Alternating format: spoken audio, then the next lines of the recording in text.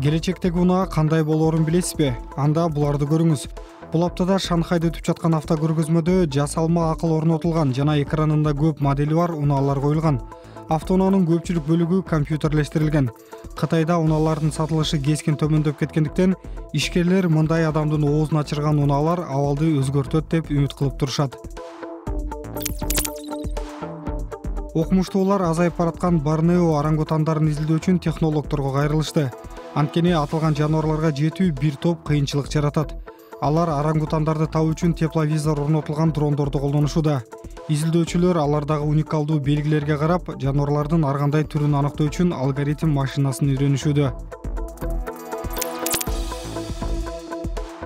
Уч деп аталган кардарлардын укуктарын коргогон журналдын баяндамасына ылайык, ири интернет дүкөнү саналган Amazon сайтында белгисиз бренддеги товарларга карата да жакшы пикир калтыруулар көбөйүп кеткен.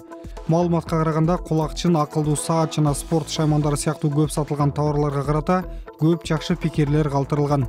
Amazon болсо сайтты жалган пикирлерден тазалоо үчүн атайын автоматташтырылган технологиясын колдонуп жатканын айтат.